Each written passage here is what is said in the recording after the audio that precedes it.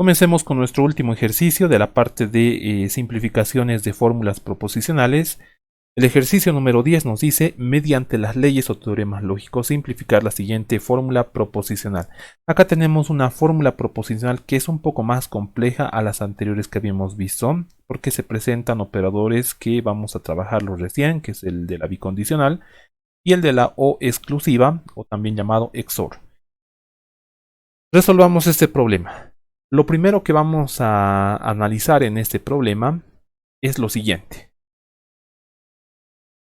Nosotros vemos de que en este formulario de las leyes lógicas o teoremas lógicos, cuando buscamos las leyes o teorema que dé referencia para una doble implicación, una bicondicional, ya se nos presenta por acá. Y eso igualmente lo pueden ver en la parte inicial de este capítulo de simplificaciones de fórmulas o las leyes o teorías lógicas como las hemos llamado. Pero ocurre un caso distinto para la O exclusiva que la tenemos por acá. Y el caso es que esta no tiene ningún elemento de la bibliografía, pueden revisarlo, alguna equivalencia correspondiente. ¿De dónde nace esta deducción que le hemos puesto como definición de la disyunción exclusiva para poder relacionarla con otros operadores en sus equivalencias lógicas? Bueno, para ver esto vamos a recurrir a las tablas de verdad que se nos presentan por acá. Tenemos a la primera tabla de verdad de la disyunción exclusiva o el operador XOR y tenemos a la segunda tabla de verdad para el operador de la bicondicional o la doble implicación. Entonces, como podemos verificar, hay una relación que existe en ambas. Por ejemplo, en la exclusiva, cuando analizamos dos proposiciones simples que tengan mismos valores de verdad, ya sean verdaderos o falsos, estos me arrojan valores falsos en la O exclusiva. En cambio, cuando estamos haciendo el análisis en las tablas de verdad para la bicondicional o la doble implicación, nosotros tenemos que cuando las proposiciones presentan mismos valores, el resultado de valor de verdad para la doble implicación o la bicondicional es que los resultados son verdaderos. Así es que hay una relación que vamos a deducir a partir de esta información que se nos da y es que existe una equivalencia. Podemos ver de que se cumple esta equivalencia.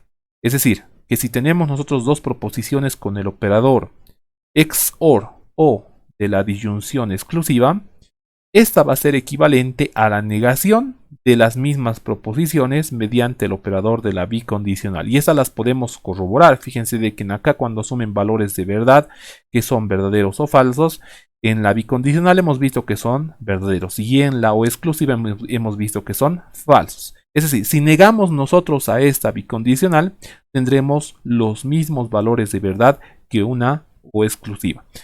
Por lo tanto, con este concepto previo, ya sabiendo de dónde viene este teorema que le hemos puesto, o esta definición que le hemos puesto en el último formulario, entonces vamos a trabajar al interior de los paréntesis que se encuentran dentro de nuestro problema. Vamos a trabajar en forma independiente en cada uno de ellos. Acá los tenemos. Así es que comencemos con el primer paréntesis. Como ustedes pueden ver y además podemos revisar igualmente en las equivalencias y en las leyes o teoremas lógicos, cuando nosotros hablamos de una doble implicación, como en este caso, me dice de que vamos a hacer la equivalencia correspondiente con dos paréntesis en los que se presenten condicionales, operadores condicionales, y estos dos paréntesis se encuentran relacionados con el operador de la conjunción o también llamado el operador AND. Por lo tanto, tendremos que colocar en el primer paréntesis a las proposiciones en el mismo orden, tal como están, y en el segundo paréntesis en orden cambiado. Fíjense que Q que era la segunda, ahora es en la primera, y la primera que era P ahora es la segunda.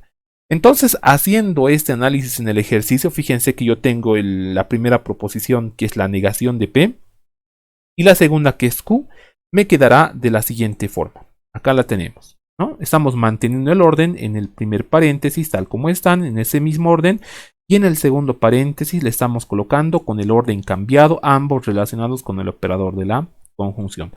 Sigamos con el segundo paréntesis. Fíjense que lo primero que vamos a hacer en este segundo paréntesis es agarrar esta equivalencia que hemos visto a partir de esas tablas de verdad y en vez de colocar esta O exclusiva o este operador XOR, vamos a colocar la equivalencia con la condicional. Y me quedará de la siguiente forma, ¿no? Es decir, vamos a negar, me dice, vamos a colocar en mismo orden a los operadores, acá los tenemos, P y no Q.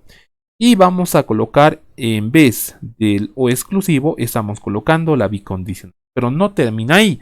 Vamos a seguir trabajando mediante la mismo teorema o la misma ley. Y decimos que vamos a colocar dos paréntesis para colocar el desarrollo o en este caso la equivalencia de una bicondicional.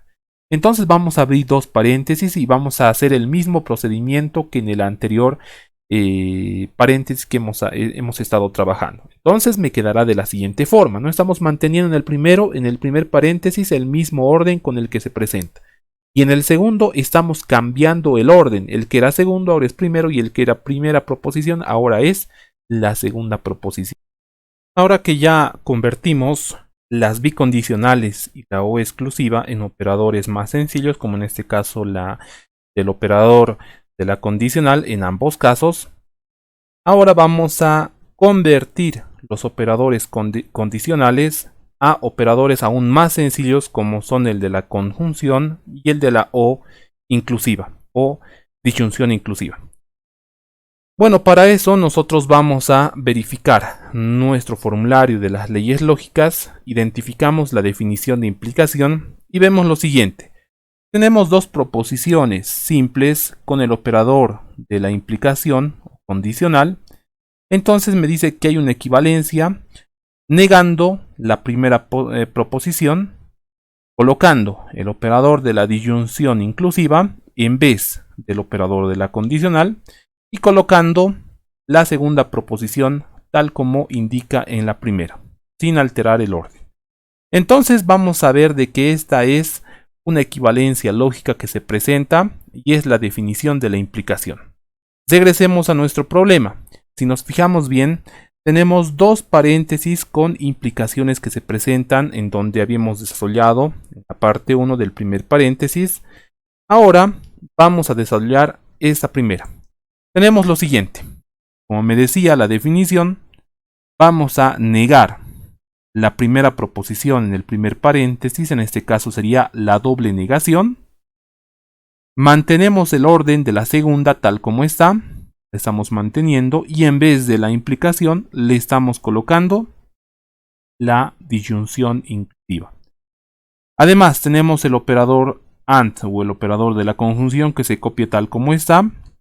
Y en el segundo paréntesis colocamos, para que ya no tengamos una condicional, la equivalencia lógica mediante el uso de la definición de la condicional. Es decir, vamos a negar la primera proposición, acá la tenemos negada. En vez de colocar a la condicional, colocamos ahora a la disyunción inclusiva y mantenemos a la segunda proposición, que en este caso era no P. Sigamos trabajando, ahora analicemos a la segunda proposición y de la misma forma vamos a mantener el mismo orden de la estructura, solo que vamos a aplicar otra vez el concepto o la definición de la condicional para que podamos tener operadores más sencillos. Tenemos en este caso que me resulta algo así. La negación se queda tal como está, negamos a la primera proposición, copiamos a la segunda y colocamos a la disyunción inclusiva. Y en el segundo paréntesis hacemos la doble negación porque fíjense, ya estaba negada la primera proposición. Ahora vamos a volverla a negar y vamos a colocar a la segunda proposición tal como está, manteniendo el operador de la disyunción inclusiva. Hasta acá ya estamos desarrollando, ya tenemos operadores más sencillos que reemplazan a la doble implicación y también a la disyunción exclusiva. Sigamos trabajando. Ahora vamos a aplicar la ley de la negación en las proposiciones que se presentan o que presentan la equivalencia. Como nos podemos evidenciar en este ejercicio, yo tengo que se presentan dobles negaciones, negación y negación. Verificando las leyes lógicas de la negación, nos dice lo siguiente. Si tenemos una doble negación, este es simplemente la equivalencia a hacer la proposición sin negación alguna. Entonces vamos a colocar en el ejercicio de la siguiente forma. En la primera, colocaremos simplemente a la proposición P, tal como la tenemos por acá. Y en el segundo paréntesis no lo dejamos tal como está, solo que lo vamos a ordenar. No es conveniente que lo trabajemos de esa forma, lo estamos colocando en forma ordenada mediante la utilización de la ley de la conmutatividad, que nos decía que vamos a revisar la conmutatividad. Esta ley de la conmutatividad nos decía que si tú tienes un operador de esa forma, P y Q o P o Q, entonces puedes colocarlo en una distribución distinta, ¿no? Y eso no altera los valores de verdad que tengan tanto en una como en otra y son equivalentes y de la misma forma con la segunda. Así es que en acá simplemente le hemos hecho la utilización de la ley de conmutatividad para lógica. Digamos, en el segundo, la equivalencia final que representa todo ese primer paréntesis del ejercicio simplemente había sido esta otra, ¿no? Tenemos en este caso, fíjense de que hay una negación de por medio, estamos copiando tal como está. Y hemos aplicado la doble negación en el segundo corchete o en este corchete de acá que estamos viéndolo. Y me queda simplemente Q o P. Para que no se quede ahí, porque fíjense que de la misma forma por conveniencia yo tendré que ordenarlo los elementos dentro de este corchete. Entonces me quedará como resultado final mediante la utilización nuevamente de la conmutatividad que me dice que el orden igualmente de estos elementos no me altera el resultado de la equivalencia lógica. Entonces me quedará simplemente de esa forma, ¿no? Copiamos los elementos del primer paréntesis tal como está y en vez de colocarle tal como estaba en el corchete, ahora le estamos dando un nuevo orden para que se quede configurado de esta forma. Con este conocimiento nosotros vámonos a reemplazar estas equivalencias en el ejercicio original. Así es que donde teníamos este primer paréntesis, vamos a colocarle esta equivalencia. Fíjense que ya le estoy colocando la equivalencia correspondiente. Ya no estoy colocando la doble implicación. Así es que vámonos con el segundo paréntesis. Fíjense que en vez de que estemos utilizando el O y exclusivo, estamos colocando la equivalencia final de este ejercicio que está representada por la negación de todo este corchete. Sigamos. Como podemos evidenciar en este problema, todo lo que está dentro del corchete, fíjense que tiene mucha similaridad. Yo podría decir que son iguales, hay que analizar si son iguales. Fíjense que en este primer corchete yo veo que se está presentando P o Q en el primer paréntesis, pero esa misma proposición se encuentra en el segundo extremo de este segundo corchete, ¿no? En acá lo tenemos como segundo elemento. Y ese primer elemento, que es la negación de P y la negación de Q, se encuentra como primer elemento en el segundo corchete. Además, ambos están separados por el mismo operador, que en este caso es el operador AND o el operador de la conjunción. Así es que deberemos darle, para que quede la igualdad bien denotada, la ley de la conmutatividad. Otra vez vamos a usar la ley de la conmutatividad que expresa estas relaciones. Solo que no estamos trabajando con proposiciones simples, estamos trabajando con proposiciones compuestas. Además, este mismo criterio podemos evidenciarlo a lo que estamos viendo en acá. Fíjense que yo tengo R en esa primera llave y también tengo a R en la segunda llave. Solo que esta R está como proposición final, seguido después del operador de la conjunción. Y en la segunda llave la tenemos como primer elemento y después la proposición igualmente antes o de la conjunción. Entonces también le vamos a dar el orden de la conmutatividad en esta parte para que me quede al final de la siguiente forma. Fíjense que ya hemos ordenado, ¿no? En vez de que le coloquemos así como segundo elemento a R, le estamos colocando como primer elemento y lo que está dentro del corchete lo estamos dejando tal como está. En la segunda llave, fíjense que le estamos manteniendo este mismo orden para R, pero dentro del corchete ya le estamos dando el otro orden, ¿no? Según la ley de la conmutatividad, ahora le estamos colocando primero a esos elementos para que sean los mismos los que tengamos por ese lado. Sigamos analizando el problema. Como ustedes pueden evidenciar, nosotros tenemos que esta R y el operador AND de estas dos llaves son iguales. Es decir, vamos a analizar qué podemos aplicar en nuestras leyes o teoremas lógicos. Lo que nosotros podemos utilizar se llama la distributividad en forma inversa. Fíjense que yo tengo más o menos algo muy similar a la primera proposición, solo que estamos trabajando con proposiciones compuestas. Tenemos a la primera proposición por acá, más o menos similar como acá con P y R. Tenemos al operador AND. De la misma forma tenemos los mismos elementos en la segunda llave. Y los elementos que están internos por acá, dentro del corchete, y los elementos de acá, dentro del corchete, no son iguales. Uno es o no tiene negación y el otro está afectado con la negación de por medio. Así es que vamos a aplicar la ley de la distributividad en forma inversa. Entonces vamos a tener la siguiente fórmula proposicional. Fíjense que la R ya no la estamos colocando dentro de las llaves, así que la estamos colocando afuera con su respectivo operador. Seguimos y ya le estamos colocando la llave donde se encuentran las dos proposiciones, que son todo lo que está dentro de este primer corchete y todo lo que está dentro de este segundo corchete con el operador de la negación.